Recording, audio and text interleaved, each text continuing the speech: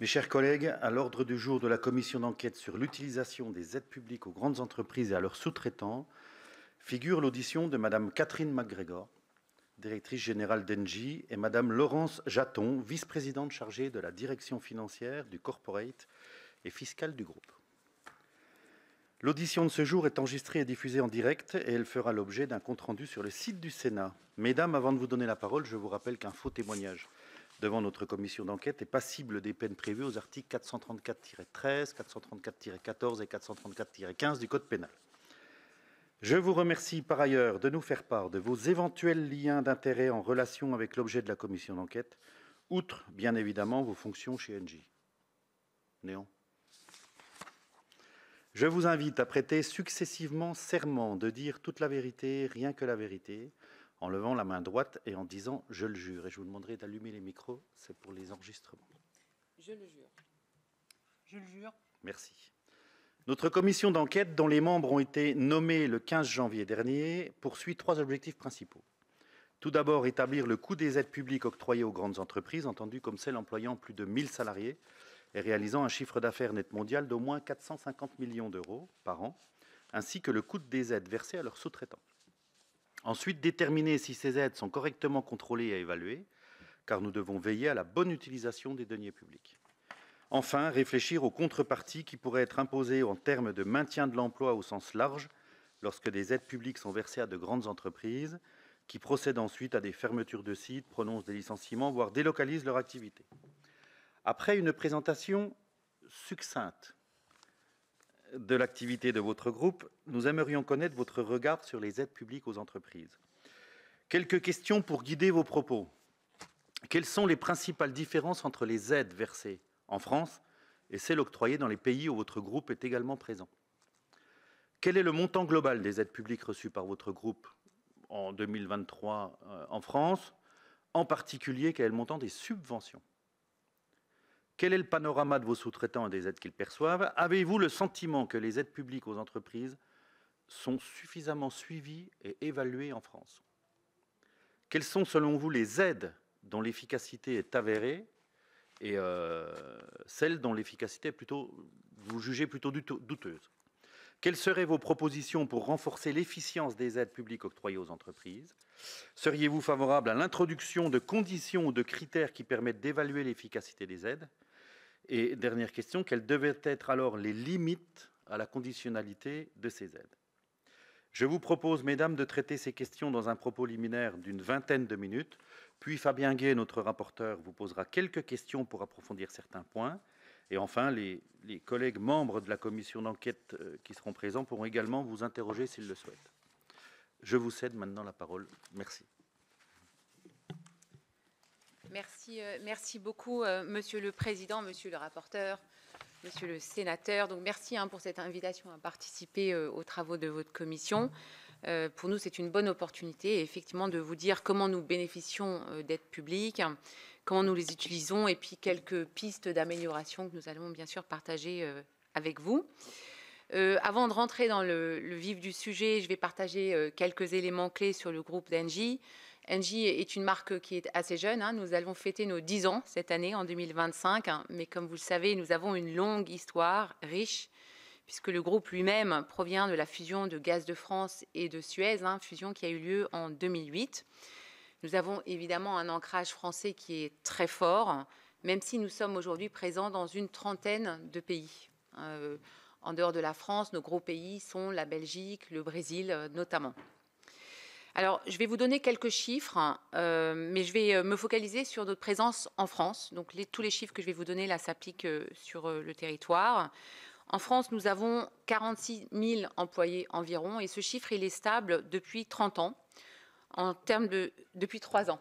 J'ai dit 30 ans, depuis 3 ans. Donc 46 000 employés. Nous avons un chiffre d'affaires d'environ 32,6 milliards d'euros. Donc ça, c'est pour 2024. Nous avons une puissance d'achat hors énergie de l'ordre de 7,6 milliards d'euros qui concerne environ 26 000 fournisseurs. Donc nous faisons vivre en fait un faisceau, un écosystème de fournisseurs très riche sur l'ensemble des territoires, dont environ 9700 PME, TPE. Et enfin, en termes de CAPEX, en 2024, nous avons investi 3,6 milliards d'euros en France, sachant que le groupe investit environ 10 milliards d'euros par an sur l'ensemble du groupe. Donc on est en 2024 environ à 36% d'investissement fléché sur la France. Pour vous rappeler un petit peu le rôle d'Engie, on est évidemment un acteur majeur de la politique énergétique française, très engagé dans la transition énergétique et actif sur l'ensemble de la chaîne de l'énergie. Pour vous rappeler un petit peu schématiquement ce que nous faisons, nous produisons de l'électricité, donc en amont. Nous avons des clients en aval et au milieu, nous opérons des infrastructures qui font le lien finalement entre l'amont et l'aval. L'aval, ce sont des clients. Donc pour commencer un petit peu à vous décrire notre activité dans l'amont, nous sommes présents dans la production d'électricité. En France, nous sommes le deuxième producteur d'électricité après, bien sûr, EDF. Et si je vous parle en gigawatts, je vais essayer de limiter le nombre de gigawatts que je vais partager avec vous aujourd'hui. Mais disons que cette production d'électricité en France, elle correspond à 12 gigawatts. Plus de 70% sont d'origine renouvelable. Et nous sommes le premier opérateur dans l'énergie éolienne, dans le solaire photovoltaïque. Nous sommes le deuxième opérateur dans l'hydraulique, avec notamment la CNR et les beaux actifs de la CHEM. Et puis nous opérons également des capacités thermiques flexibles qui jouent un rôle prépondérant dans le système énergétique et son équilibre, et on pourra bien sûr y revenir. Ça, c'est vraiment la production d'électricité. Dans le gaz, je vous rappelle, nous ne produisons pas de gaz fossile. En revanche, nous produisons un petit peu de biométhane, qui est une molécule verte sur laquelle nous sommes bien sûr très, très engagés. Donc voilà un petit peu pour la production en France. Maintenant, je vais directement vous décrire nos clients, puisque à Laval, nous sommes très présents avec 11 millions de clients, 5 millions en électricité et 6 millions en gaz. Donc on pense souvent à Engie comme un fournisseur de gaz, mais nous fournissons également de l'électricité, donc à hauteur de 5 millions. Et puis, pour parler un petit peu de la partie centrale, qui est celle des infrastructures, nous sommes bien sûr l'opérateur historique des réseaux de gaz en France. Infrastructures de gaz qui sont essentielles pour la sécurité d'approvisionnement en France. Et elles ont d'ailleurs joué un rôle extrêmement important au lendemain de la crise, du début de la crise plutôt entre la Russie et l'Ukraine. Et donc là, nous avons des filiales. GRT Gaz a changé de nom récemment, s'appelle maintenant Natran. Il s'agit du transport de gaz avec 4400 points de livraison à travers le territoire. La distribution avec GRDF qui dessert 9500 communes à travers le territoire. Storengy avec ses sites de stockage. Nous opérons 14 sites de stockage à travers le territoire. Ces capacités de stockage, elles sont importantes. Elles correspondent à environ 20% de notre consommation de gaz. Et c'est ça qui nous donne et renforce notre sécurité énergétique, notamment au moment de l'hiver. Et puis enfin, LNG qui gère les terminaux méthaniers qui permettent d'importer le gaz naturel liquéfié qui a joué un rôle et qui joue un rôle bien sûr très important, surtout que nous recevons plus de gaz russe à partir des gazoducs. À l'échelle locale, les infrastructures, elles ont aussi un rôle important. Là, on est plutôt dans les infrastructures décentralisées, essentielles pour la décarbonation des territoires et des industries. Donc là, on est dans le monde des réseaux de chaleur, des réseaux de froid, et Engie opère, exploite et entretient à peu près 180 réseaux de ces réseaux à travers le territoire. 370 chaufferies biomasse qui permettent de la décarbonation industrielle et les réseaux de chaleur. Et enfin, 500 points de charge électrique. Donc là, on est dans le monde des infrastructures décentralisées. Donc voilà en bref notre très fort ancrage français dans les territoires et puis ce rôle très moteur de la décarbonation de l'économie française, ce rôle important dans la sécurité d'approvisionnement énergétique du pays et puis bien sûr au service des entreprises et de ses citoyens. Donc on a un positionnement qui est fort, la stratégie et l'ambition du groupe sont également claires. Nous aimons parler en termes, un peu jargonistiques, de notre identité de utility, de la transition énergétique. Utility, c'est un mot anglo-saxon, mais moi je l'aime bien parce qu'il fait référence à un rôle que nous voulons utile à la société. qui est de développer le système énergétique de demain, qui doit être décarboné, mais surtout, bien sûr, abordable et compétitif. C'est extrêmement important, surtout par les temps qui courent, et il doit également permettre d'améliorer la souveraineté énergétique de notre pays. Donc on a vraiment une notion d'être utile à la société, et c'est bien ce que nous engageons à faire chez Engie avec cet objectif d'accélérer la transition énergétique qui est inscrit dans notre raison d'être et que nous essayons de faire au quotidien en France et puis dans les autres pays où nous opérons avec ces 10 milliards de CAPEX que nous investissons chaque année et que j'ai déjà évoqué. Une transition énergétique réussie pour nous, c'est bien sûr le développement d'un système énergétique qui est équilibré. Vous nous entendez souvent chez Engie parler de l'alliance de l'électron et de la molécule. Donc on va devoir bien sûr électrifier beaucoup les usages, mais également s'atteler au défi de la décarbonation de la molécule. Et c'est ce sur quoi nous sommes très engagés.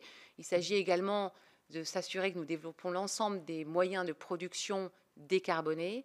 Donc ne pas opposer les technologies entre elles. Parfois on dit il ne faut que du nucléaire ou il ne faut que du renouvelable. Non, nous avons une vision au contraire très équilibrée du mix énergétique de demain, avec un rôle très important en France du nucléaire bien sûr, mais également des renouvelables qu'il faut continuer à soutenir.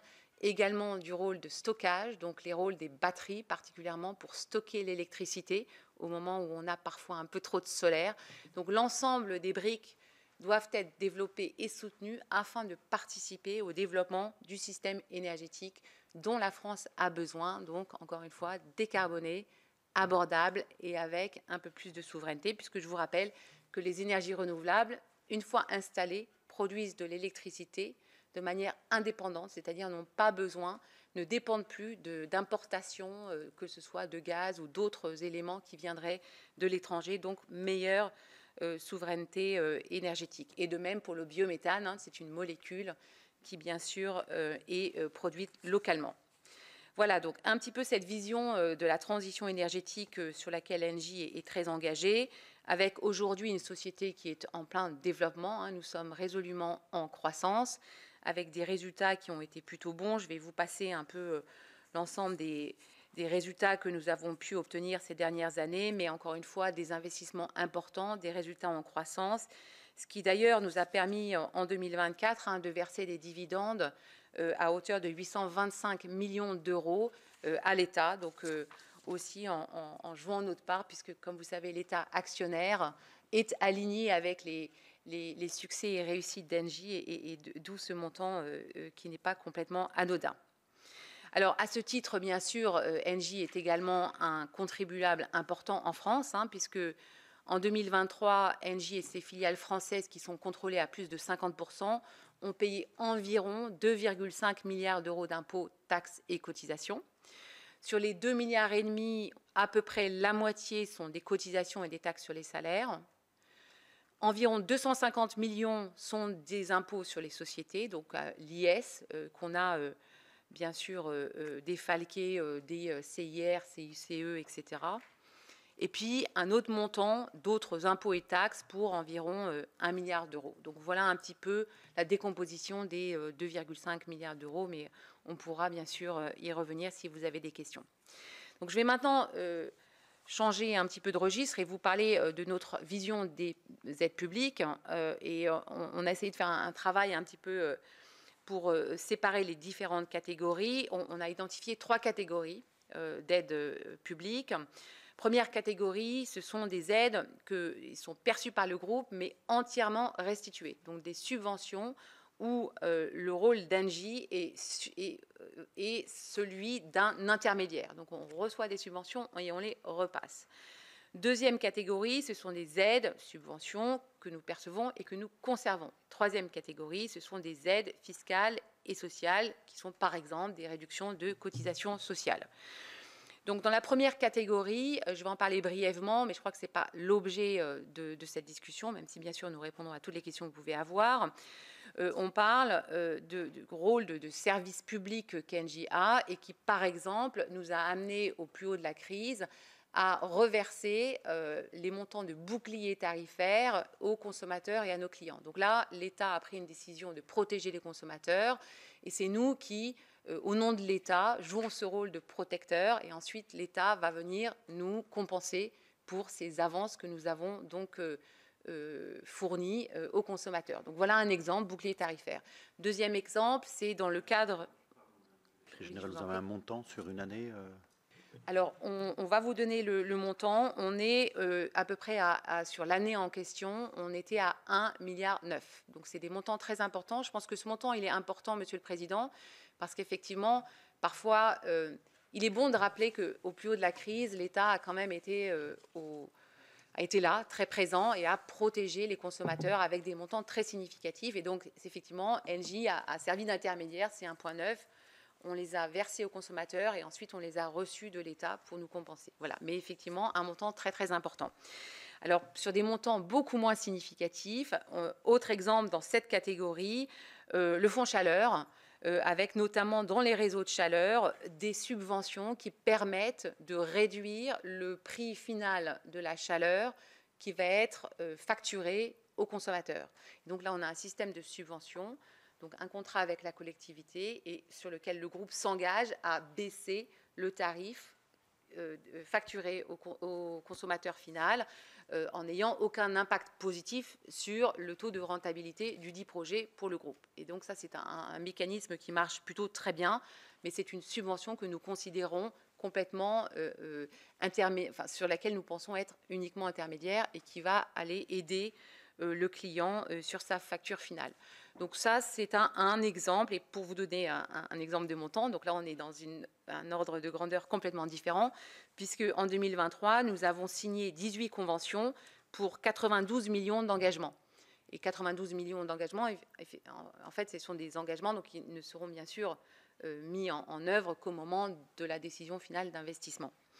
Nous avons d'autres exemples de ce type-là autour de la chaleur industrielle. Donc là, c'est pareil, ce sont ce qu'on appelle les appels à projets dits BCIAT qui permettent de réduire le coût de la chaleur que nous vendrons à l'industriel si nous développons le projet. Et là, je me permets de vous donner un petit exemple, c'est que nous avons signé en 2023 35 projets, donc pour un engagement potentiel de 95 millions d'euros, mais à ce jour, seulement 4 conventions parmi les 13 qui ont été concrétisées vont permettre en fait de récupérer ces subventions. Donc en fait, il y avait 95 millions d'euros engagés et nous allons pouvoir en fait en mettre en œuvre qu'à hauteur de 19 millions d'euros. Donc c'est pour vous dire que les sujets de décarbonation de l'industrie prennent quand même du temps et malgré le soutien avec ces subventions, on voit que les décisions d'investissement mettent du temps à être concrétisées. Donc, je pensais que cet exemple pouvait être aussi significatif. Mais donc, voilà l'ordre de grandeur de ces subventions. Bien sûr, on n'est pas du tout dans le même ordre de grandeur que ce qui s'est passé avec le bouclier tarifaire. Donc, voilà un petit peu pour les aides publiques que nous pensons qui ont été perçues, mais entièrement restituées. Et je ne vais plus tellement en parler, bien sûr, sauf si vous avez des questions un peu plus tard. Donc maintenant, je vais passer sur le sujet des aides perçues et conservées. Donc là, on est vraiment dans des subventions, des aides budgétaires. Et si je devais résumer la nature de ces aides, là, on est vraiment dans des aides ponctuelles qui viennent soutenir le groupe dans des projets industriels qui sont bien sûr destinés à engager des solutions énergétiques qui sont typiquement pas assez matures et qui vont quand même être très importantes pour aider à décarboner dans une espèce de relation gagnante-gagnante entre l'État qui a des politiques de décarbonation et le groupe qui, bien sûr, a des critères de rentabilité, qui a un certain profil de risque qu'on peut accepter, un profil de risque qu'on ne peut pas accepter. Et donc, ces subventions viennent aider à rendre le projet, en fait, investissable pour le groupe. Avec, bien sûr, une création de valeur qui est très importante, à la fois parce que ça permet d'amorcer et d'accélérer ces politiques énergétiques qui sont importantes, mais aussi typiquement vont permettre le développement des régions, soutenir l'économie française, emploi, formation, etc. Nous, et compte tenu en plus de la raison d'être du groupe, nous ne faisons appel à ces aides budgétaires uniquement dans les cas d'alignement parfait avec les politiques du pays et en particulier celle de la décarbonation. En 2023, on était chez Engie dans un montant de l'ordre de 30 millions pour ces aides budgétaires. Donc ce n'est pas beaucoup. Moi, j'aimerais d'ailleurs que ce soit plus parce que c'est un signe du nombre de projets qu'on arrive à engranger pour amorcer ces projets de décarbonation. On voit que ces projets ont un petit peu de mal à sortir et donc les montants sont assez faibles. Deux exemples de projets de ce type qui seront amenés à utiliser ces subventions, j'espère un jour rapidement. Un projet qu'on appelle le projet Massilia.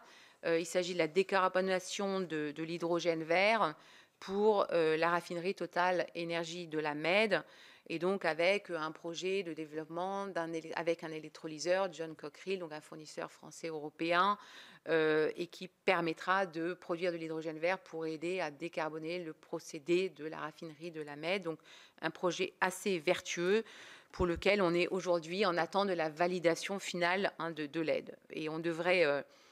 voilà, donc ça c'est sur un exemple. Deuxième exemple, qui est aussi un projet très vertueux, puisque là on est dans la décarbonation de l'aviation, projet de e-carburant, donc de carburant vert, de carburant durable. Il s'agit du projet France Kérosène pour produire du e-kérosène, du SAF, voilà. Et nous attendons les résultats de l'appel à projet sur les carburants durables en espérant bénéficier de 25 millions d'euros donc, pour ce projet. Donc voilà deux exemples de subventions que nous espérons pouvoir mettre en œuvre pour aider à la décarbonation du pays. Donc ensuite... On est excusez-moi, sur ces projets donc en subvention, c'est de la subvention non remboursable. Et donc on a un pourcentage sur le montant investi, c'est de la subvention qui monte à peu près quel pourcentage? Bon, alors là, sur ces deux projets, on est quand même sur des C'est des projets de quel montant sur lesquels vous espérez combien de subventions? Là, on va être sur des pourcentages franchement assez faibles. Sur le deuxième projet, on va être sur du... c'est quelques pourcents, en fait, sur le deuxième projet. Quelques pourcents. Maxi 5? Ah oui. Ouais. Et pour la filière... Après, si vous nous donnez le montant de l'investissement et le montant de la subvention, on pourra le calculer. On saura. Le projet est en cours. D'accord. Donc, mais bon, ça va être moins de 5% maxi. Enfin, 5% maxi. Ouais, pour le deuxième projet, absolument. En général, de toute façon. Absolument. Merci, Madame la Ministre. Alors, je change de catégorie d'aide et là, je me tourne vers les aides fiscales sociales. Donc, typiquement, baisse d'impôts, cotisations qui viennent réduire les charges fiscales ou sociales des entreprises. Donc, en 2000, et donc là, on inclut bien sûr également le crédit impôt recherche et l'apprentissage. Et là, on est sur un ordre total de 120 millions d'euros. Donc, 120 millions d'euros, c'est un montant qui, lui, pour le coup, est assez stable. Tout compris. Aussi bien apprentissage que absolument. L'apprentissage, exonération de cotisation. L'apprentissage est environ 20 millions. Et on peut vous donner bien sûr tout le détail. On peut avoir le détail si vous l'avez, oui. Oui, on l'a. Sinon, vous nous l'enverrez par. Oui, on l'a. Donc, mais l'apprentissage, c'est à peu près 20 millions. Et le CIR est assez peu élevé. C'est pareil, c'est à peu près 20 millions. Donc assez, ouais. Et donc à peu près 80 millions d'exonération de cotisation. Si 20. Je vous réponds. Oui. Donc, voilà. Alors, on a le plus gros élément, en effet, c'est la réduction des cotisations, qui sont de 72 millions. D'accord. Donc, apprentissage 20, CIR, c'est un petit 20. 19. Et voilà, 19. Et puis, on a mécénat et famille qui font 10, 8 pour mécénat et 2 pour famille. Voilà. Par curiosité, le mécénat, ça s'oriente principalement sur quel... Parce qu'il y a toujours des lignes de mécénat, suivant les entreprises, c'est plus sur le patrimoine, c'est plus sur la compétence, c'est plus sur politique de la ville. Diversité, inclusion, précarité, biodiversité. On a plusieurs thèmes, en fait, mais c'est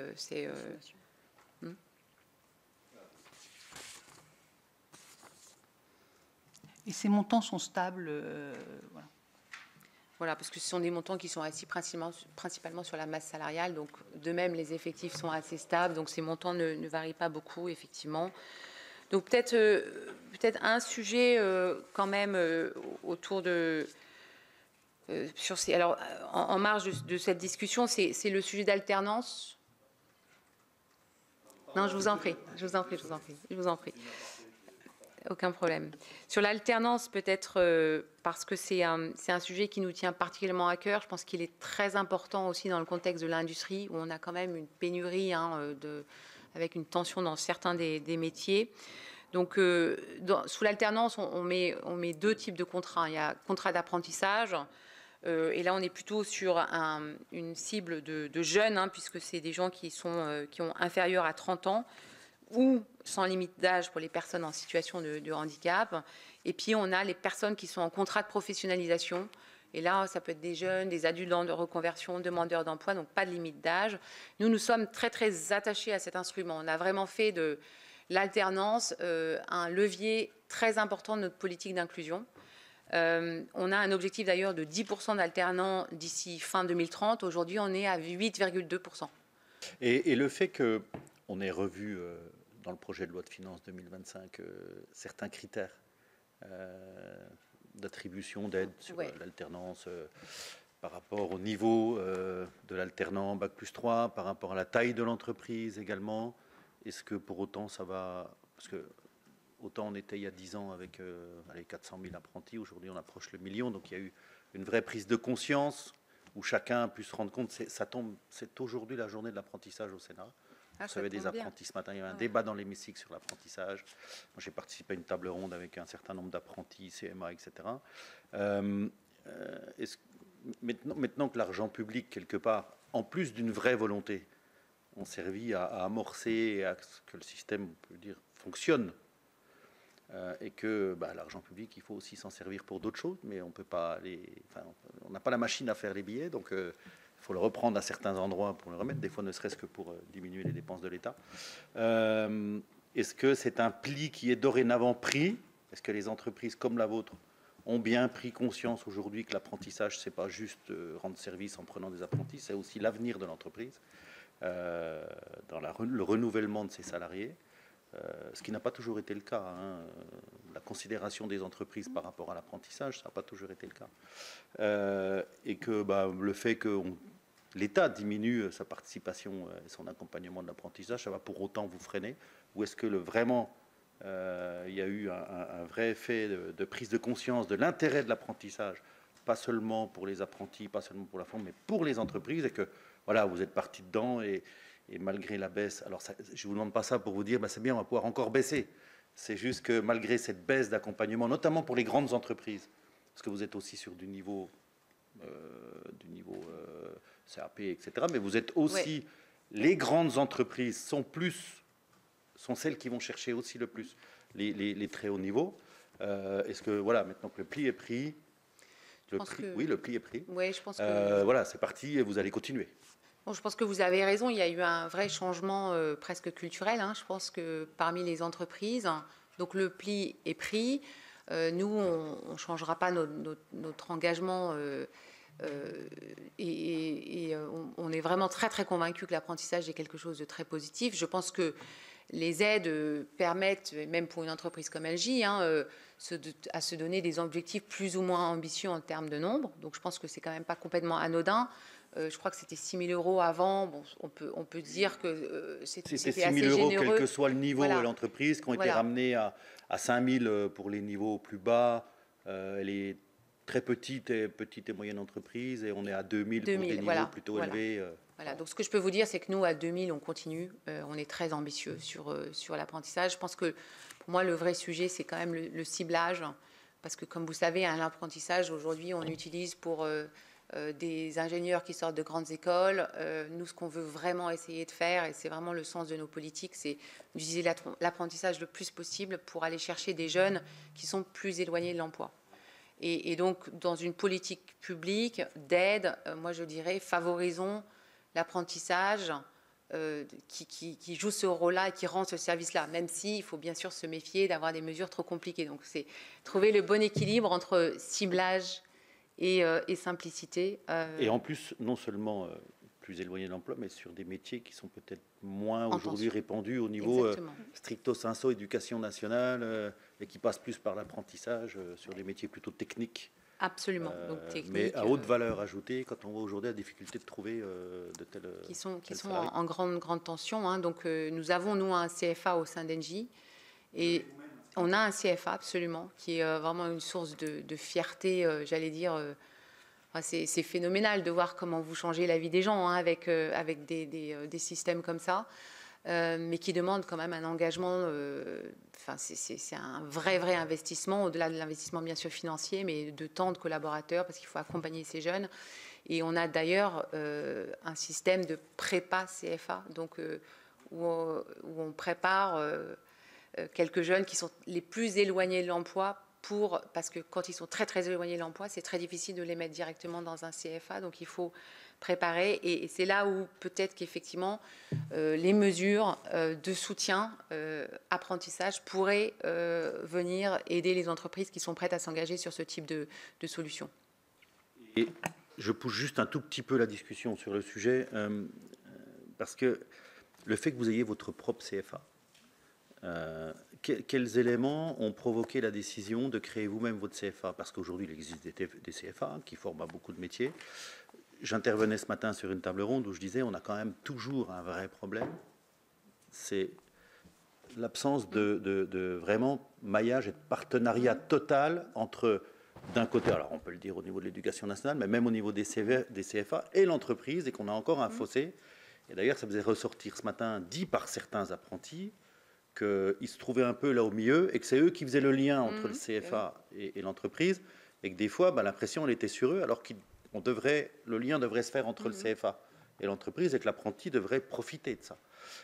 Est-ce que c'est parce que vous avez trouvé que si vous vouliez des apprentis qui correspondent vraiment et qui soient adaptés à l'entreprise, il fallait vous-même votre propre CFA? Parce qu'aujourd'hui, loin de moi l'idée de jeter l'opprobre sur les CFA, mais parce que vous trouvez qu'il y avait encore trop de fossés entre ce qu'attendent les entreprises et qu'il n'y a pas suffisamment de partenariat. Je prends souvent l'exemple de nos voisins suisses ou allemands, où, par exemple, les Suisses, 70% des 15 à 24 ans sont passés par alternance, sans quasiment d'aide d'État, uniquement par un partenariat privé-public très fort. Ce qui fait que les entreprises n'ont pas leur propre CFA, mais qu'elles fonctionnent très bien avec les centres de formation. Mais il y a un vrai partenariat. Est-ce que c'est ça qui vous a poussé à créer vous-même votre CFA? Ça fait partie des aides publiques, parce qu'en même temps, vous touchez des aides publiques aussi pour l'apprentissage. On a également réagi à une inadéquation entre les profils que nous recherchons, les métiers qui sont en tension dans nos secteurs, techniciens, électriciens, climatiseurs, plombiers, c'est des métiers qui sont en tension, et ce qui est proposé aujourd'hui, absolument. Vaste sujet. Alors, un mécanisme très important. Donc j'en arrive à la conclusion de la partie aide fiscale sociale, et je vais maintenant, si vous m'autorisez, parler très brièvement des mécanismes réglementaires qui ne sont pas considérés comme des aides publiques, mais qui jouent un rôle extrêmement important dans la transition énergétique, avec deux exemples. Les mécanismes de capacité, qui sont des rémunérations de la flexibilité et de disponibilité des actifs. On en avait beaucoup discuté.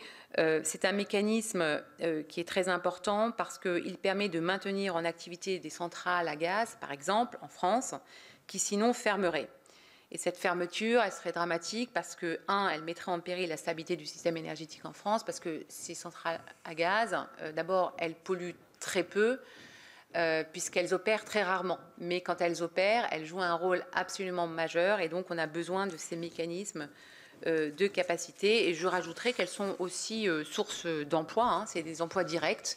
Et si ces centrales devaient être amenées à fermer, en l'absence d'un tel mécanisme, ça serait vraiment un problème. Donc voilà un exemple de mécanisme de capacité. La raison pour laquelle j'en parle dans ce contexte, c'est qu'il est parfois considéré comme aide d'État.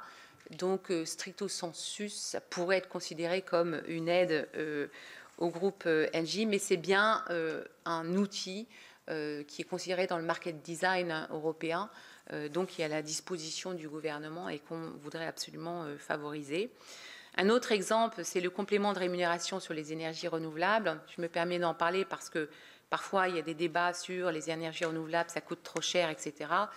Mes équipes m'ont rapporté que sur la période 2017-2024, Engie a versé 166 millions d'euros à l'État pour nos parcs solaires et nos parcs éoliens. C'est le principe en fait de ces compléments de rémunération, c'est-à-dire qu'on est engagé sur un prix connu à l'avance et selon les fluctuations des prix du marché, cela peut coûter à l'État ou cela peut rapporter à l'État. Et pendant la période, bien sûr, de prix très élevés, Engie a pu reverser 166 millions d'euros.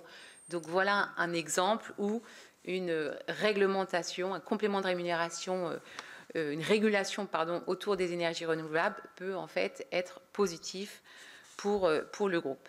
Donc voilà un petit peu pour le tour d'horizon de projets et de différents types d'aides en tout genre. Peut-être en conclusion et pour répondre un petit peu, commencer en tout cas à répondre aux questions que vous nous avez posées sur qu'est-ce qui fait qu'une aide publique, elle est bien du point de vue de l'entreprise. Je pense qu'effectivement, 3 mots, simplicité, cohérence et stabilité. Simplicité, c'est vraiment un sujet important et j'allais presque dire, nous chez Engie, on a la chance parce qu'on est un grand groupe et on sait gérer la complexité. Je pense que pour des entreprises plus petites ou des entreprises ou des filiales de groupes internationaux, je pense qu'il faut toujours garder à l'esprit qu'on est quand même qu'on est en France des champions de la complexité, ça ne va pas vous surprendre, et que les aides publiques, pour être efficaces, doivent être effectivement le plus lisible et le plus simple possible, même si moi j'ai la chance d'avoir une équipe de choc qui nous permet de naviguer cette complexité.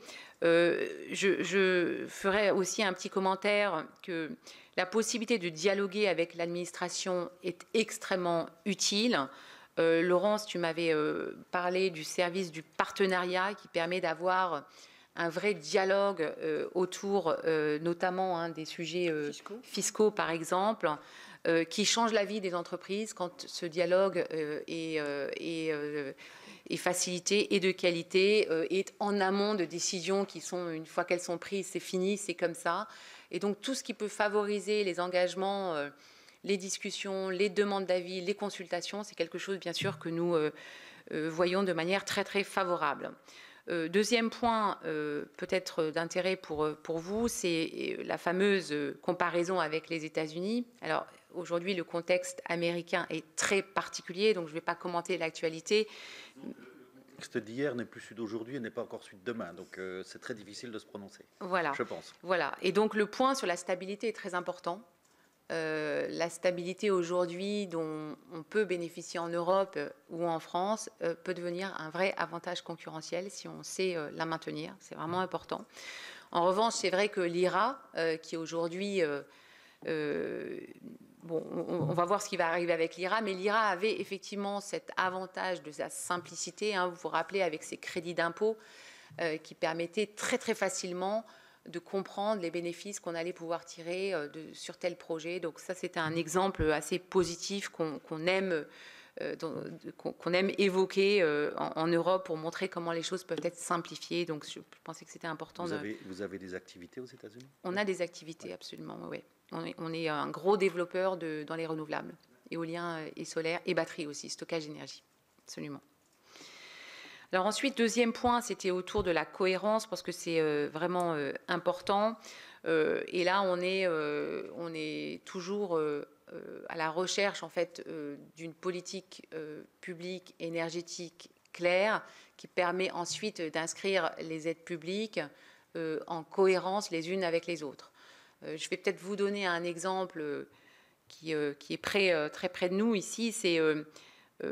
on a une politique de décarbonation, on a une politique de développer des énergies renouvelables, on a une politique pour développer une filière dans les énergies renouvelables, par exemple les fabrications des panneaux solaires. On essaye de, quand je dis on, c'est l'État, le gouvernement, fabrication de panneaux solaires en France. C'est un sujet quand même compliqué puisque, comme vous savez, une vaste majorité des panneaux solaires est importée de Chine. Et donc, il y a des mécanismes, la C3VIE, c'est comme ça qu'on l'appelle? C'est un crédit d'impôt sur l'industrie verte qui a été créé il y a 2 ans maintenant. En 2024, et qui donc viendrait soutenir ces implantations dans les énergies vertes. Donc, c'est quelque chose d'assez vertueux.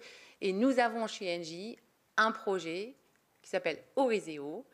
C'est un projet d'énergie solaire qui est suffisamment étendu en termes de taille, qui est en plus, lui, indépendant financièrement, c'est-à-dire qu'on n'a pas besoin d'aide publique et qui pourrait être un des premiers clients de ces usines à panneaux solaires.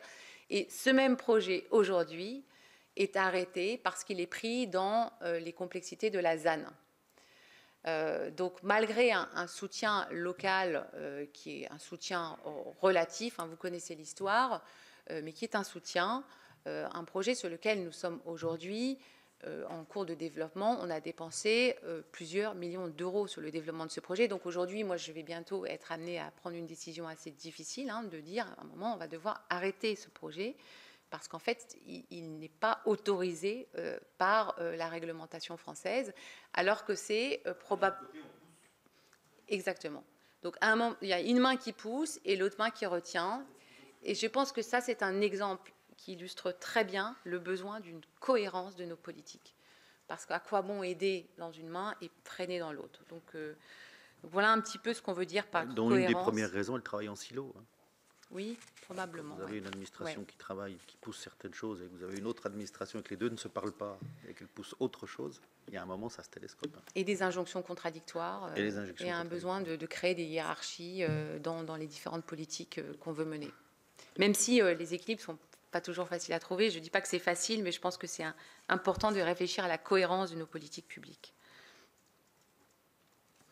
Et puis le dernier point, c'est celui de la stabilité. Donc j'ai évoqué tout à l'heure, je pense qu'en plus, aujourd'hui, dans le monde qu'on connaît, avoir une politique et un cadre clair et stable peut être un vrai avantage. Aujourd'hui, investir dans un monde où on ne connaît pas les règles, c'est très, très, très, très compliqué. Donc plus on peut être stable et connaître les règles du jeu, plus on peut investir dans le pays où on opère. Je pense que c'est vrai pour la France. Et donc, sans vous étonner, je vais ouvrir la petite parenthèse sur le besoin d'avoir une politique énergétique stable. Donc, tous les débats autour de la PPE, bien sûr, me paraissent importants. Il est important que la France se dote d'une PPE pour pouvoir avancer, être fixé sur le fait qu'on veut du nucléaire, on veut des renouvelables, on veut des batteries. Et ensuite, avoir les bonnes politiques pour soutenir cette politique énergétique est très, très, très important pour nous permettre d'avancer et d'investir. Voilà un petit peu mes propos liminaires. Je crois que j'ai pris un peu plus de temps, mais on a eu quelques échanges pendant cette introduction. Donc, je m'arrête et nous sommes, Laurence et moi, à vos dispositions pour répondre à vos questions. Merci beaucoup. Merci beaucoup, mesdames. Une dernière question et après je donne la parole à notre rapporteur. Dans toutes ces aides, pas d'aides européennes de l'Union européenne? Si, on en a quelques-unes, mais qui ne sont pas très élevées. Rien que pour 2023, par exemple, on a 4 millions. Alors, c'est des projets, vous savez, qui durent sur plusieurs années, qui sont distribués par jalons, mais ça reste des montants aussi relativement faibles. Merci. Je laisse la parole à notre rapporteur. Merci, Monsieur le Président, Madame la Directrice Générale, Madame, Monsieur. Merci pour vos propos introductifs, l'effort de transparence que vous faites avec notre commission. Juste avant, est-ce que vous arrivez du coup à avoir un chiffrage global? Parce que c'est ça aussi qui nous intéresse. Merci pour le coup, pour le détail, mais pour qu'on arrive à estimer un chiffrage global. Et je vous donne une deuxième question, puisque vous avez parlé de certains mécanismes dont... on reviendra sur le bouclier tarifaire. Les subventions restituées. Voilà, c'est ça. Est-ce que vous pouvez nous dire le montant aussi autour du chèque énergie, qui, pour le coup, est un montant substantiel au global, mais pour l'entreprise Engie?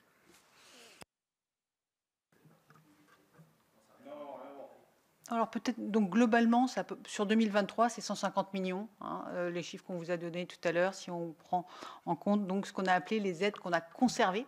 dans les aides qu'on a plutôt restituées. Donc c'est essentiellement les compensations pour services publics. On a évoqué le bouclier tarifaire. On a aussi le biométhane, puisque nous achetons le biométhane à un prix fixé qui est plus élevé que le prix de marché. Et donc nous sommes compensés. C'est tout le principe du droit administratif de compensation pour obligation de service public. Et là, sur 2023, si je reste sur 2023, qui est votre année de référence, en total, c'était 1,9 milliard. Et tout à l'heure, le chiffre qu'on vous a donné... 1,9 milliard, c'est le... Non, non, attends. C'était 1,9 milliard. C'était 1,9 milliard. Et en fait, si on additionne 2023 à 2024, ça fait 2 milliards pour le bouclier tarifaire. Donc, juste une petite, j'en profite pour faire une petite correction par rapport à ce qu'on a dit tout à l'heure. Donc, c'est le bouclier tarifaire 23-24, c'est 2 milliards. Mais en 2023, c'est vrai qu'on avait bien 1,9 milliard, mais c'était bouclier tarifaire plus biométhane. Voilà. Donc, ça, c'est les montants. Et en chèque énergie, du coup, qui sont d'autres dispositifs? C'est encore un autre dispositif. Moi, je n'ai pas le chiffrage à vous donner. Oui, c'est pour les clients, exactement. Et le chèque énergie est versé directement par l'État. Oui, mais vous savez combien sont bénéficiaires. Donc, indirectement, je ne dis pas que c'est une aide directe à Engie, mais de fait, c'est comme le bouclier tarifaire. On va revenir, parce que ça m'intéresse beaucoup, mais c'est une aide, c'est donné à l'usager, enfin maintenant devenu un consommateur, qui le reverse à une entreprise. Oui, mais donc, ça, on peut demander, on peut trouver le montant, mais... Bon, ça, vous pourrez nous répondre si vous le bien sûr, par écrit, il n'y a pas de souci. Bon, alors on en vient au premier débat. Parce que c'est vous qui l'avez ouvert. J'allais pas ouvrir sur ça, mais bon, autour du bouclier tarifaire. Mais là, j'ai envie de dire, c'est pas qu'avec Engie, c'est avec tout le monde dans le métier énergétique, parce que vous présentez ça comme donc une aide indirecte donnée par l'État que vous restitueriez quelque part à vos consommateurs ou consommatrices. C'est comme ça que vous l'interprétez. En vérité, vous n'êtes pas les seuls, tout le monde fait ça. Permettez-moi d'avoir un vrai débat, parce que pour le coup, le bouclier tarifaire, c'est quoi?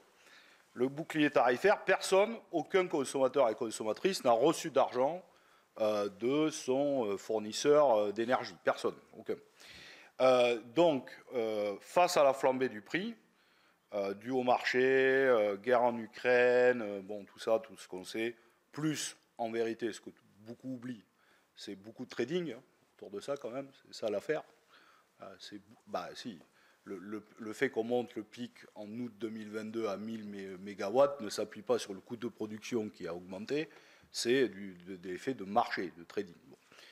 Et donc, on a décidé, l'État, vous avez raison, a décidé de dire à un moment, il faut caper parce que ça va devenir insupportable pour beaucoup. Et donc, on a décidé de caper au-dessus de 320 € le mégawattheure, ce qui est déjà x8 par rapport à avant, et ce qui est redevenu d'ailleurs aujourd'hui. On a dit, on va donc subventionner chaque fournisseur à hauteur pour caper à 320. Mais ce n'est pas de l'argent qu'on a donné en réalité à des consommateurs et à des consommatrices, c'est de l'argent qu'on vous a donné à vous pour compenser, entre guillemets, l'effet marché. C'est ça en vérité. Bon. Et là, il y a un débat, mais pas qu'avec vous, je le redis, avec tout le monde pour l'année 2022, alors là qui est assez éclairante, 1,9 milliard donné, et je le chiffre, c'est 5,2 milliards à cette même année-là de résultats nets pour la France, et 3,4 milliards de dividendes donnés à vos actionnaires, dont une part à l'État, puisque l'État, évidemment, est actionnaire. Mais là, pour le coup, pour ma part, et je ne demande pas, mais le 1,9 milliard a pesé fortement, en réalité, dans le budget de l'État.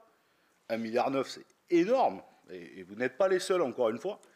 Et en fait, on a compensé des prix de marché au-delà de 320, et là, il y a tout un débat, c'est qu'on a calculé sur une moyenne, sur l'année, qui, à mon avis, est beaucoup largement surestimée. C'est tout le débat qu'on a eu, mais que pour cette année-là, autour du bouclier tarifaire et autour de ce 1,9 milliard, permettez-moi de vous dire qu'il y a un débat, pour ma part, je le pose, Je pense que là, c'est une subvention qui a pesé très fortement dans le budget de l'État et qui fait que quand on voit le résultat net de l'entreprise et le montant des dividendes et ce 1,9 milliard, plus l'augmentation du prix du tarif pour tous les consommateurs et consommatrices, moi j'interroge ce dispositif. Il y en a d'autres, hein, mais celui-là, il est pour moi éclairant sur les 5 dernières années qu'on est sur le secteur énergétique.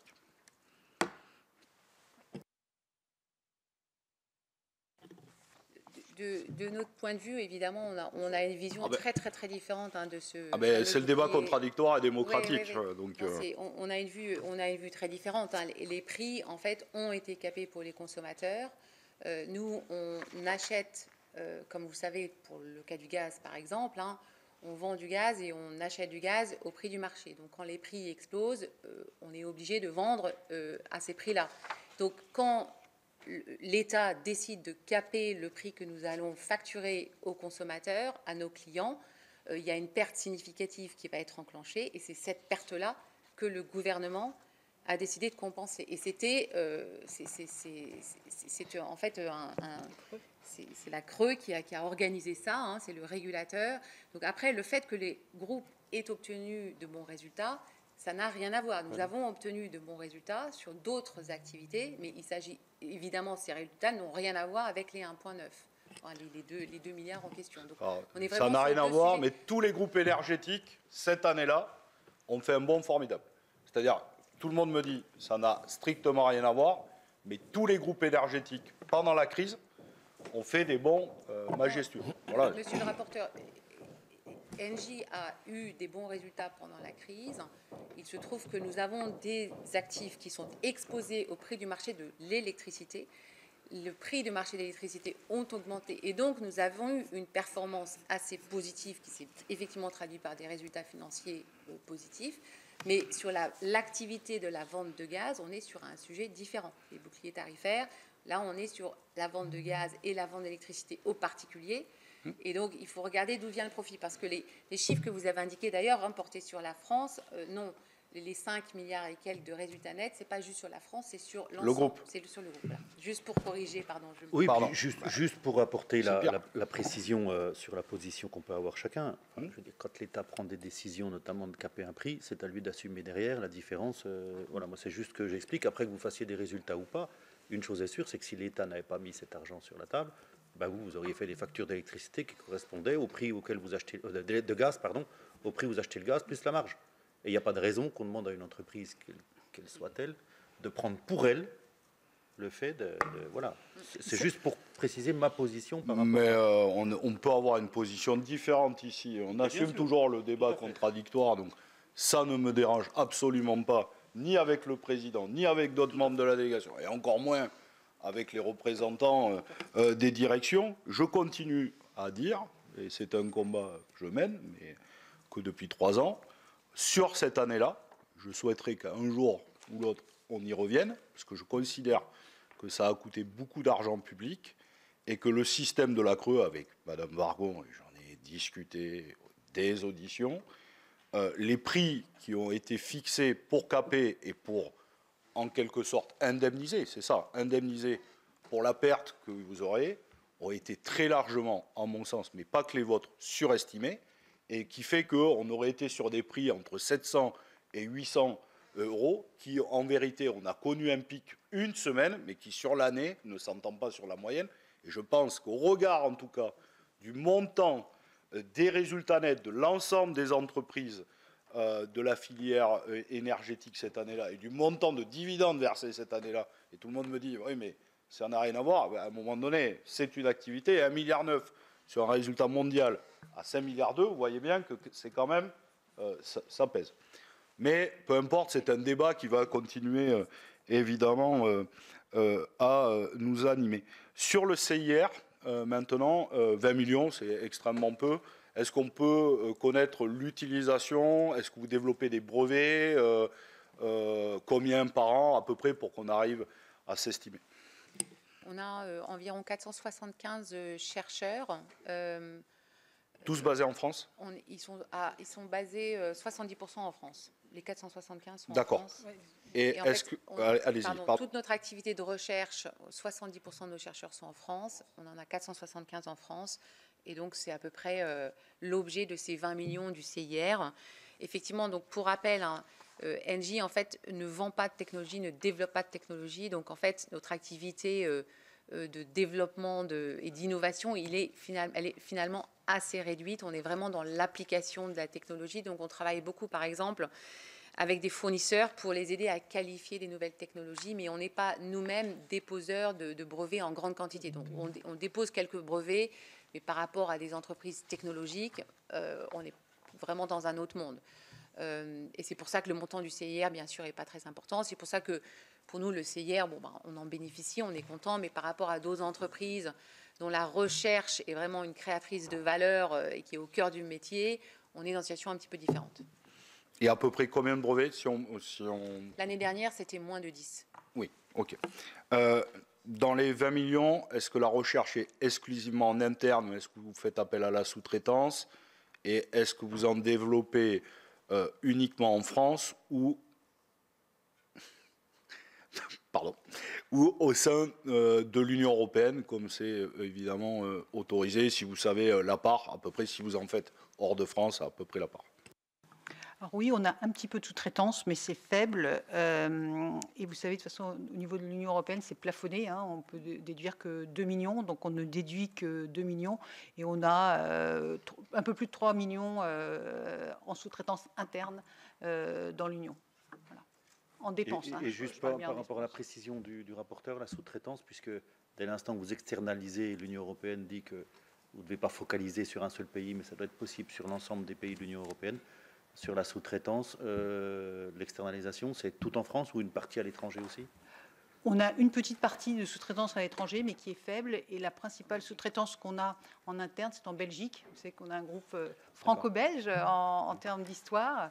Et donc, on a de la sous-traitance, notamment nucléaire ou aussi hydraulique en Belgique. Très bien. C'est faible. De la sous-traitance en recherche et développement. Ouais, on verra. Vous ne faites pas appel sur la fiscalité des brevets, même si je vois qu'elle est extrêmement faible à l'IP Box? Non, on n'applique pas le Très bien.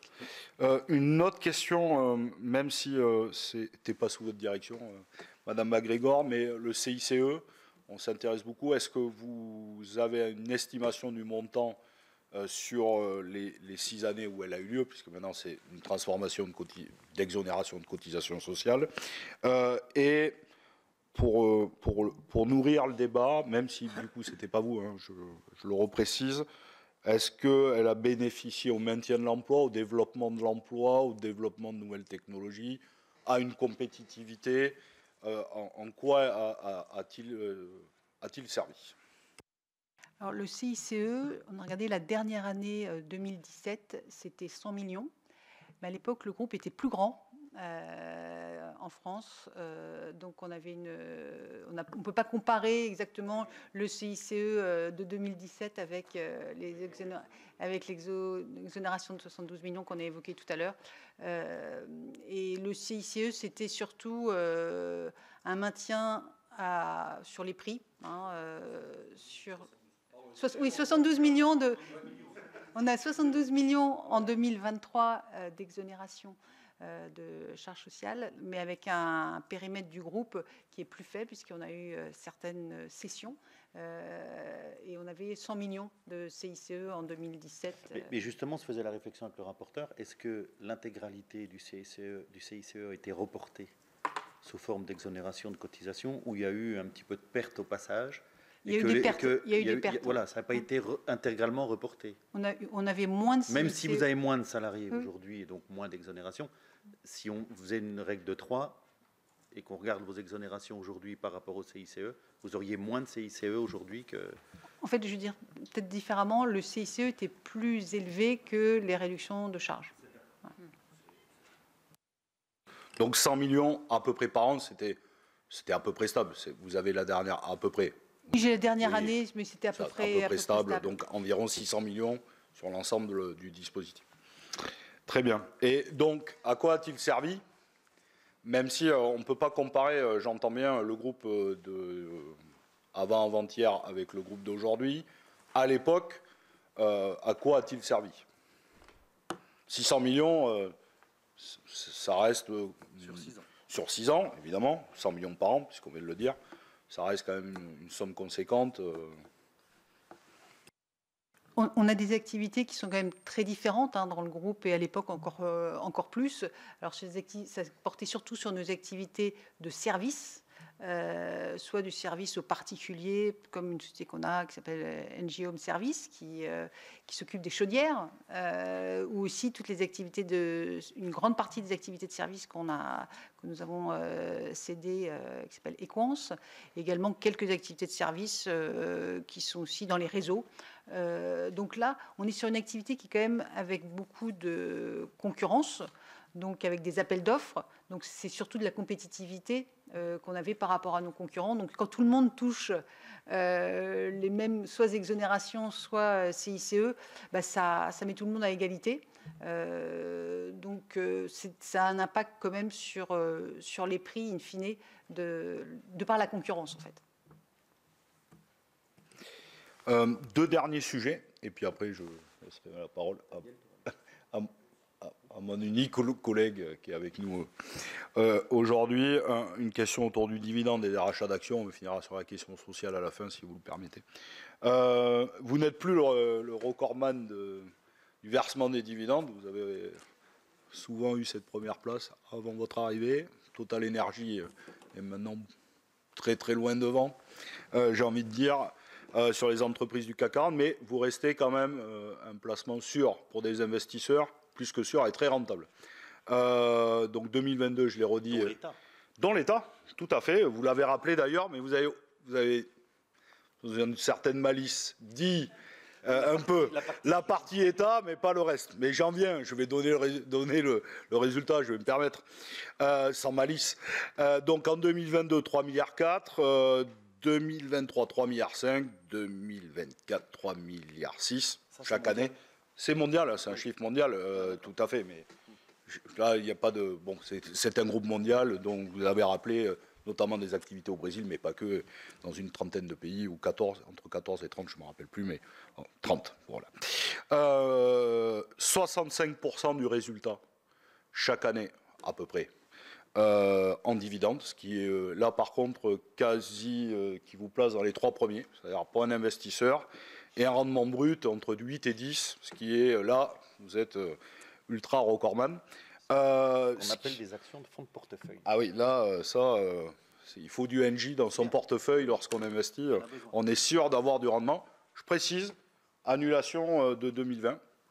Non, mais puisqu'on a eu ce débat, je le permets aussi dans une exhaustivité, puisqu'on a eu souvent ce débat, crise de Covid, est-ce qu'il fallait modérer, pas modérer, annulation pour 2020, mais aussi du rachat d'actions, qui certains, je partage, mais Louis Gallois, dont on ne peut pas dire qu'il est un néo-marxiste, a parlé même lui de perversion du système, notamment sur la question du rachat d'actions, mais je précise que c'est donc Louis Gallois et moi qui sommes d'accord, mais pas l'ensemble de la commission.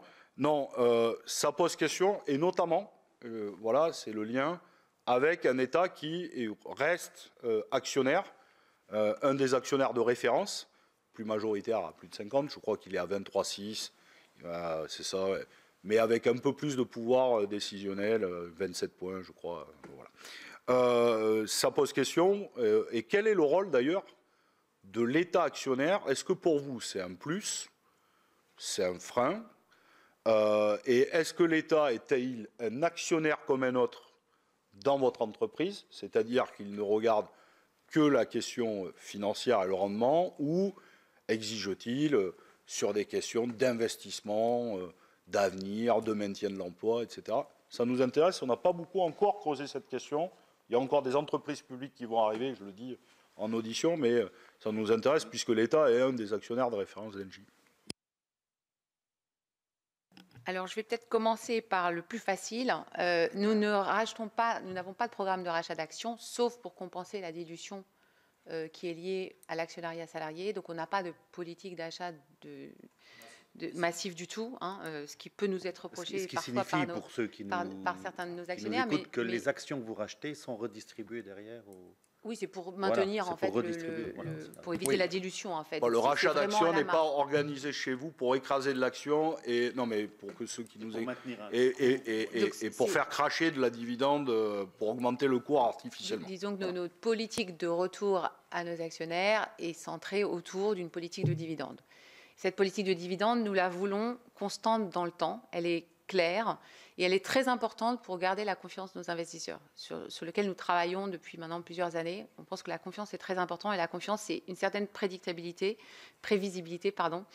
Je parlais tout à l'heure de ce profil utility, et en fait, le profil utility, il passe par effectivement avoir ce profil d'être assez prévisible, de ne pas créer d'effet de surprise et d'avoir un dividende sur lequel nos investisseurs peuvent compter dans la mesure, bien sûr, où les résultats sont là. Et c'est pour ça que cette politique de dividende, elle s'exprime effectivement en pourcentage de résultats nets récurrents, qui est en fait une politique qui est assez typique de notre secteur. C'est pour ça que quand vous nous comparez, il faut aussi nous comparer avec nos pairs, hein, si je peux me permettre, monsieur le rapporteur, qui sont pas forcément dans le CAC 40, mais qui sont des sociétés qui ont ce profil utility et qui ont en fait des politiques de rémunération de leurs actionnaires assez similaires aux nôtres, en fait, avec des payouts, comme vous dites, assez similaires. Et ce qui est vraiment important pour nous, c'est cette confiance et cette constance. Donc aujourd'hui, on essaye d'être très régulier, de ne pas changer de politique de dividende, en revanche, d'une année sur l'autre. Et puis, quand les résultats sont bons, et c'est vrai qu'on a eu des bons résultats ces dernières années chez Engie, donc de s'assurer que nos actionnaires peuvent bénéficier à leur mesure de ces résultats, sachant bien sûr qu'on est toujours dans un équilibre de l'ensemble de nos parties prenantes.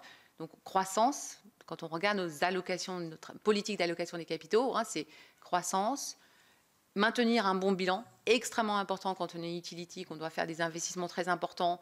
La qualité du bilan d'Engie est très importante, et retour aux actionnaires. Et on est vraiment dans cette logique. Et la croissance, évidemment, c'est les salaires, les emplois, les projets qui permettent d'assurer l'avenir d'Engie, puisque cette vision que nous avons d'accélérer la transition énergétique, on est dans une logique de pérennité bien sûr environnementale et économique, et c'est vraiment rester dans cet équilibre qui est extrêmement important pour nous. Ensuite, je vais parler un petit peu du rôle de l'État actionnaire. Donc, État actionnaire qui est aujourd'hui, bien sûr, un actionnaire important chez nous, chez Engie, puisqu'il possède 23%, entre 23 et 24% des actions, joue un rôle important d'abord de soutien de la stratégie du groupe. Et en ça, finalement, est un peu un actionnaire comme un autre, dans la mesure où il s'assure que, un, il est en soutien de la stratégie, et deux, que le groupe progresse dans la mise en œuvre de cette stratégie. Et ce qui est important, je crois, c'est que les aspects, effectivement, qui peuvent être un peu spécifiques à l'État, qui sont d'impact social, d'impact environnemental, ce qui est important, c'est qu'aujourd'hui, ils sont remplis dans la mesure où la stratégie d'Engie, finalement, est très alignée avec, en fait, inclut et comprend ces aspects-là.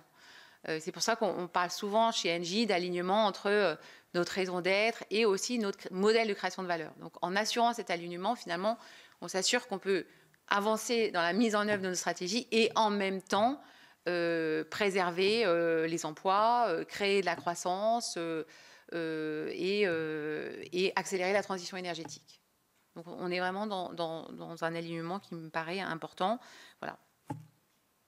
Bon, ça répond en moitié à ma question, mais je vous en remercie. Mais l'État est-il enfin, c'est ça ma question, parce que quand on va en venir sur des entreprises avec une forte participation de l'État, l'État est-il un actionnaire comme un autre ou pas, et y a-t-il d'autres exigences que d'autres actionnaires privés ne poseraient pas? Voilà, on investit plus en France, on maintient de l'emploi absolument, qui ne s'entendrait pas d'un actionnaire privé parce qu'évidemment, il n'a pas l'intérêt général, c'est pas ce qu'on lui demande. Ou finalement, pas tous, mais la question d'un investisseur privé, c'est la question du profit, de la rentabilité. Mais on pourrait être en droit de l'exiger de l'État actionnaire. Voilà.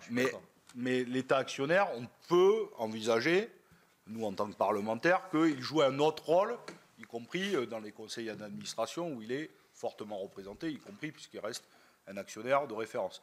Vous, comment vous le vivez, même si j'entends que la question est complexe pour vous, ne demande pas de prendre... Vous savez, chaque actionnaire peut avoir des sujets de prédilection, mais je ferai peut-être un petit pas de côté pour vous rappeler que Engie interagit avec l'État de plein de manières différentes. Nous avons l'État régulateur qui régule l'ensemble de nos infrastructures gazières et donc qui s'assure que Engie, opérateur des infrastructures gazières, travaille et opère et maintient ses actifs de la manière la plus sécurisée possible, la plus économique possible, s'inscrit dans l'avenir, travaille sur le biométhane, sur l'hydrogène, etc. Donc on a aujourd'hui un État très fort, très présent chez Engie à travers nos actifs régulés. Donc ça, c'est un point. Deuxième point, l'État décide des politiques énergétiques. L'État décide d'organiser des appels d'offres, de panneaux solaires, d'éoliens en mer. Et donc, un État très fort, avec des demandes fortes, et bien sûr des opportunités aussi pour un groupe comme le nôtre. Donc, un interlocuteur très, très important pour tout ce qu'on fait, finalement, l'ensemble de nos métiers. L'État est présent. Et effectivement, l'État est actionnaire, avec, encore une fois, une approche, bien sûr, comme tout actionnaire de référence, une approche plutôt assez long terme, évidemment. Mais on va avoir d'autres actionnaires qui vont avoir des prismes aussi très long terme. Donc voilà, l'État actionnaire est un actionnaire qui est différent, mais qui aujourd'hui est très en soutien de la stratégie d'Engie. Et donc on a plutôt un alignement fort, bien sûr, avec une sensibilité sociale importante, évidemment, ça va de soi. Si vous me permettez, ça sera ma toute dernière question et je laisserai Daniel conclure. C'est sur la question sociale, évidemment. Vous avez précisé lors de votre propos introductif, là aussi, 30 ans de stabilité avant de vous. Lapsus, 3 ans. Effectivement, vous êtes arrivé en 2021, mais avant vous, Engie a connu des restructurations difficiles, parfois importantes, notamment dans les années 2010. Moi, c'est une entreprise que je suis avec grand intérêt. Et je suis assez proche de beaucoup de syndicats, de salariés. Vous le savez, je vous ai déjà interpellé sur la question sociale à de maintes reprises, mais bien sûr, devant les grilles, dans l'immeuble, beaucoup fait de choses. Non, mais il y a eu le plan Lean avec Isabelle Kocher, qui a quand même... bon, il y a eu la vente de Neptune, il y a eu la vente d'Endel. Bon, se séparer en 15 ans de 17 centres d'appel en France. Bon, voilà, je dis ça, mais je reprécise, avant votre arrivée, donc depuis 2021, bon, comme dans n'importe quelle entreprise, des questions salariales qui se posent, notamment chez les IEG, avec ce statut, à juste raison d'ailleurs, notamment quand je vois, et c'est pour ça le montant des dividendes versés, mais qui peut s'entendre. Par contre, vous êtes aussi actionnaire de notamment GRDF, l'HM et d'autres. Et je suis obligé de citer quand même sur GRDF un plan de restructuration qui vient d'être décidé là et qui va courir jusqu'en 2028 avec la suppression de 15% d'effectifs, environ 2200 postes, qui va se faire quand même sur une question difficile, difficile pour beaucoup de salariés. Bon voilà, et donc en tant qu'actionnaire de GRDF, comment vous voyez les choses ?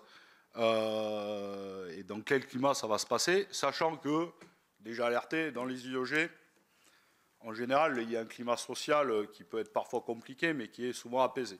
À GRDF, vous le savez, le climat social est moins apaisé, très difficile, très dur, notamment envers les salariés. Donc voilà, et pour ma part, je reste inquiet de la suppression sur 4 ans de 2200 postes.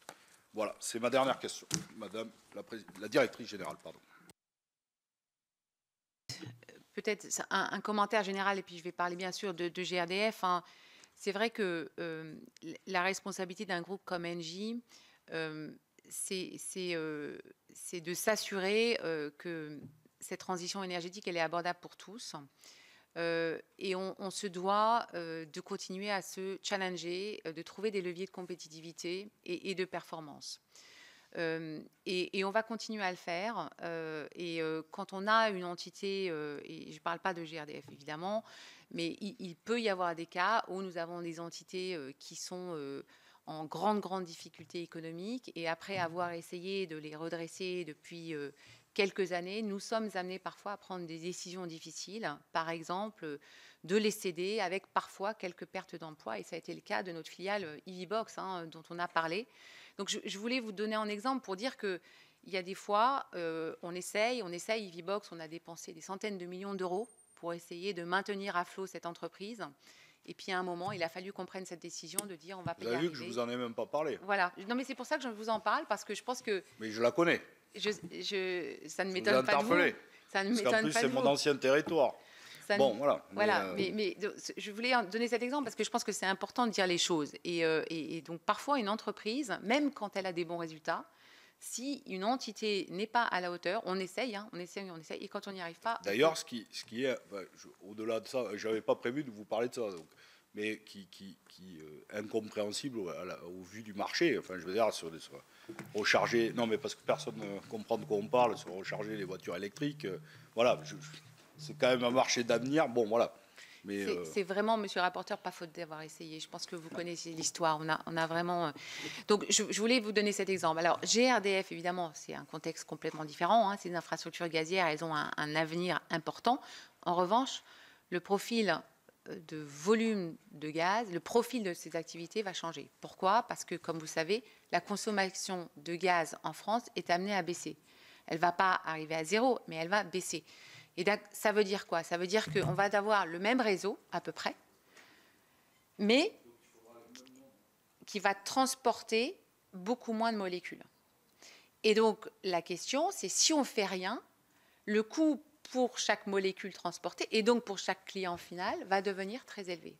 Et donc, aujourd'hui, et là, franchement, moi, je rends hommage à l'équipe de GRDF, c'est de se dire, en fait, il est très important qu'on trouve des modèles pour développer de la performance, pour essayer de minimiser la baisse de coûts unitaires pour le client final, pour que finalement cette activité reste abordable, mais pour les pouvoirs publics, parce que comme vous savez, c'est un actif régulé. Donc nous, en tant qu'actionnaires, on pourrait très bien dire, écoutez, nous, la performance, ça nous est égal, chez GRDF, on ne fait rien, et puis c'est l'État qui paiera. On pourrait très bien faire ça, mais on ne fait pas ça parce qu'on a vraiment encore une fois, je reviens au terme d'utility, on se dit que c'est pas possible, en fait. Il faut qu'on arrive à faire baisser ces coûts. Alors, on va le faire, bien sûr, dans le plus grand respect des collaborateurs, du statut.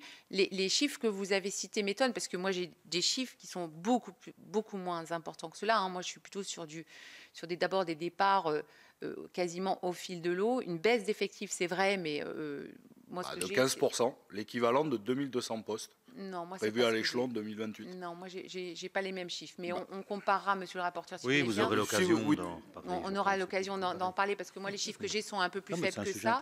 Mais je pense que c'est vraiment une mission importante qu'il faut qu'on accomplisse, bien sûr dans le plus grand respect du dialogue social, et on va prendre le temps, et on parle d'un horizon 2028, donc on n'est pas dans la brutalité. Mais je pense que c'est très important, et je vais vous dire quelque chose, monsieur le rapporteur, c'est qu'un jour, un employé, un collaborateur de GRDF m'a dit « mais c'est très très important qu'on prenne des mesures de performance ». Et c'était d'ailleurs un représentant syndical, parce qu'il me disait « si on ne le fait pas, on va devenir trop cher pour la société ». Et ça, c'est la menace pour nous. Ça, c'est la vraie menace.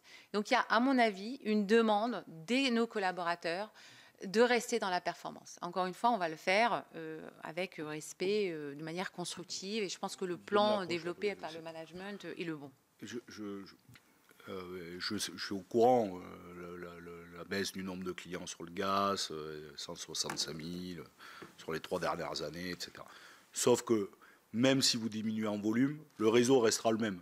Donc un salarié qui vient bosser et qui sécurise le réseau, il ne va pas prendre 2 fois plus de réseau que ce qui est aujourd'hui, même si le volume est moins important. Donc quoi qu'il arrive, il faudra continuer à avoir des hommes et des femmes sous statut qui continuent à y bosser et à assurer notre sécurité. Voilà.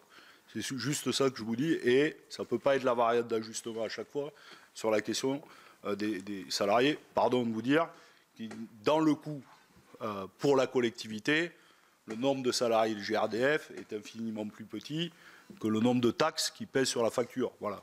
Donc, ne faisons pas croire que c'est le nombre d'hommes et de femmes qui y travaillent qui fait le coût final pour le client. C'est bien loin d'être le cas.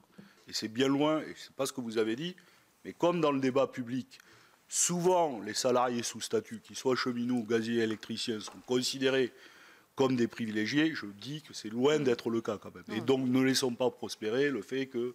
bon. Donc quoi qu'il arrive, il en faudra derrière qu'il fasse tourner la machine. Absolument. Il faut actionner tous les leviers, on est bien d'accord. Merci.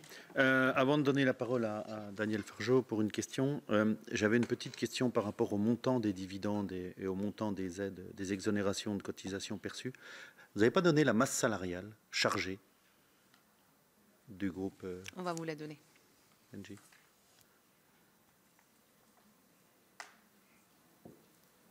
C'est vrai qu'on ne l'a pas eu. Ça.